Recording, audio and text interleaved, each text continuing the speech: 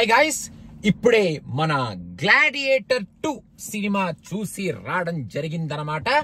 నాకు gladiator is one of the favourite movies. నాకు ఆ సినిమాలో ఎవ్రీథింగ్ నాకు చాలా చాలా ఇష్టం.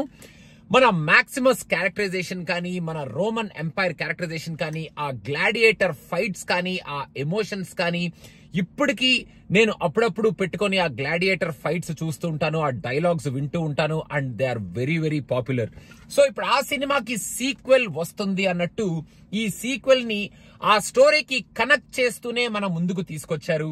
చాలా లీనియర్ కనెక్షన్ పెట్టుకొని ఆ స్టోరీకి మనకి ఈ గ్లాడియేటర్ 2 ని తీసుకొచ్చారు. ఈ సినిమాలో యాక్చువల్ గా స్కేల్ చాలా గొప్పగా ఉంది, చాలా పెద్దగా ఉంది. అండ్ మనకి చూపించిన ఆ అంబియన్స్ కానీ, ఆ క్రియేషన్స్ కానీ, రోమన్ ఎంపైర్ కానీ, ఆ ఫైట్స్ కానీ అన్ని పెద్దగానే గ్రాండియర్ గానే ఉన్నాయి. కానీ క్యారెక్టరైజేషన్ లో, ఎమోషన్స్ లో, క్యారెక్టర్ డెప్త్ లో అండ్ పర్ఫార్మెన్సెస్ లో పార్ట్ 1 కి దగ్గరకి కూడా వెళ్ళలేకపోయింది ఈ సినిమా అని నాకైతే అనిపించింది. ఈ సినిమా చూస్తున్న ప్రతి క్షణం I was missing Joaquin Phoenix and Russell Crowe. వాళ్ళిద్దరి పర్ఫార్మెన్సెస్ లో ఈ సినిమాలో ఉన్న పర్ఫార్మెన్సెస్ యాక్చువల్ గా డెన్జిల్ వాషింగ్టన్ కొంచెం ఆహా ఏమైనా చేశాడా మన వాడు అనేటట్టు ఉన్న డెన్జిల్ వాషింగ్టన్ ని చివరికి ఓకే ఇలాంటి రోల్ కి వాడుకున్నారన్నమాట వీళ్ళు అనేటట్టు ఆయన పర్ఫార్మెన్స్ ఉంది. ఆయన పర్ఫార్మెన్స్ ఒకటి మనకు కొంచెం స్టాండ్ అవుట్ అయ్యే పర్ఫార్మెన్స్ డెన్జిల్ వాషింగ్టన్ ఇచ్చాడు in terms of performances in this cinema అని చెప్పాలి. పెడ్రో పాస్కల్ యాక్చువల్ గా మంచి పర్ఫార్మెన్స్ ఇచ్చాడు. ఆయన రోల్ కూడా చాలా బాగుంది. ఆ రోల్ కి ఆయన సిన్సియర్ గానే ప్రెజెంటేషన్ అండ్ పర్ఫార్మెన్స్ ఇచ్చాడు.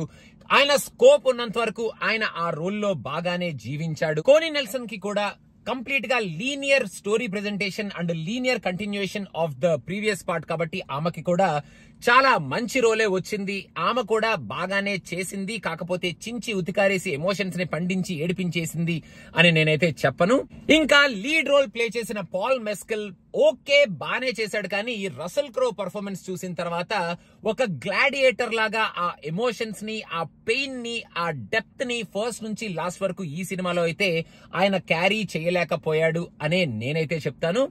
ఈ స్టోరీలో యాక్చువల్ గా వాళ్ళు కొన్ని ట్విస్ట్ అండ్ టర్న్స్ పెట్టుకొని ఏదో మనకి కొంచెం ఒక పొలిటికల్ డ్రామా లాగా ఈ సినిమాని మన ముందుకు తీసుకురావడానికి బాగానే ట్రై చేశారు. అండ్ ఇది continuation to the first part కాబట్టి ఇంకా సెకండ్ పార్ట్ లో ఇలాగే మనం స్టోరీని కంటిన్యూ చెయ్యాలి కాబట్టి అనేటట్టు ఆ కంటిన్యూయేషన్ పార్ట్ ఉంటది. ఈ సినిమాలో యాక్చువల్ గా గ్లాడియేటర్ ఎపిసోడ్స్ కూడా స్టార్ట్ చేయడం ఆ గ్లాడియేటర్ ఎపిసోడ్స్ ని చాలా గ్రాండ్ గా స్టార్ట్ చేస్తారు. ఇప్పుడు ఉంటదరా మన గ్లాడియేటర్ ఫైట్ అనుకునేటప్పటికే పుసుక్కు అని చెప్పి ఆ గ్లాడియేటర్ ఫైట్స్ అయిపోతూ ఉంటాయి అనమాట. చాలా గ్రాండియర్ గా ఈ ఫైట్ మన పార్ట్ 1 ఫైట్స్ ని మెస్మరైజ్ చేసేలాగా, మర్చిపోయేలాగా ఉంటాయా అని మనం ఎక్స్పెక్ట్ చేసే లోపలే ఆ ఫైట్లు అయిపోవటం జరుగుతూ ఉంటాయి. సో ఈ సినిమాలో ఆ గ్రాండియర్నెస్ తప్ప ఆ ఫైట్స్ లో ఫస్ట్ పార్ట్ లో ఉన్న ఆ డెప్త్ అయితే లేదు. ఆ ఫస్ట్ పార్ట్ లో మనం ఫైట్స్ ఎప్పుడైతే మళ్ళీ మళ్ళీ పెట్టుకొని చూస్తామో అలా రిపీట్ వాల్యూ అయితే ఈ సినిమాలో గ్లాడియేటర్ ఫైట్స్ కి కానీ, ఆ క్యారెక్టరైజేషన్ కి కానీ లేదు అని నాకైతే అనిపించింది. ఇంకా ఈ సినిమాలో వాళ్ళు చెప్పిన స్టోరీ కూడా మరి ఓ పెద్ద గొప్ప స్టోరీ ఏం కాదు. ఎత్తుకోవడం బాగానే ఎత్తుకున్నారు.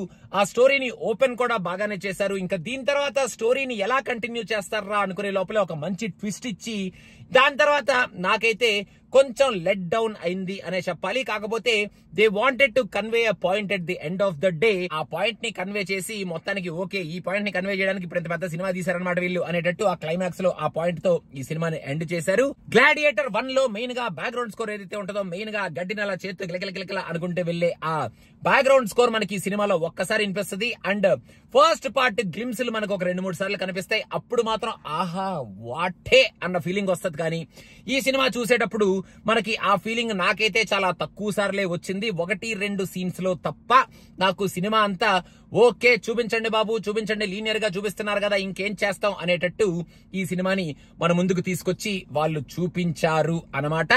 మొత్తానికి మీరు గ్లాడియేటర్ పార్ట్ 2 చూడాలి అనుకుంటే మీరు చూడొచ్చు. మరి ఓ గ్లాడియేటర్ పార్ట్ 1 రేంజ్ లో ఉంటది అనుకుంటే మాత్రం మీరు డిసప్పాయింట్ అవుతారు నాలాగా. And gladiator part 1 still stands tall in terms of many things. అది ఏమిటి అనేది సినిమా చూసిన తర్వాత మీకు అర్థం అవుద్ది. Gladiator part 2 will remain as okay sequel to gladiator part 1, but gladiator part 1 is the best till date. ఇప్పుడు కూడా నేను ఇప్పుడు ఇంటికి వెళ్ళి అర్జెంట్ గా గ్లాడియేటర్ పార్ట్ 1 లో ఆ Gladiator scenes, Russell Crowe dialogues, ఆ performance, Joaquin Phoenix super acting, ఇదంతా ఇంకోసారి చూడాలనిపిస్తుంది ఈ సినిమా చూసిన తర్వాత. You can watch it to tick it off. In terms of grandeurness, ఆ స్కేల్ అది చూడడానికి మీరు ఈ సినిమాను చూడొచ్చు. And to watch Denzel Washington in a very different characterisation, in a very different role. ఇంకా అంతకన్నా ఈ సినిమా గురించి చెప్పడానికి ఎక్కువేం లేదనమాట. You can watch it but with లో expectations. And to tick of gladiator part 1 sequel, gladiator part 2. మీకు ఏ పార్ట్ బాగా అనిపించింది ఈ సినిమా చూసిన తర్వాత అనేది కింద కామెంట్స్ లో మెన్షన్ చేయండి. And don't forget to subscribe to Cinema Picha. మన తెలుగు సినిమా రివ్యూస్ కూడా coming very soon. Thank you so much. Bye.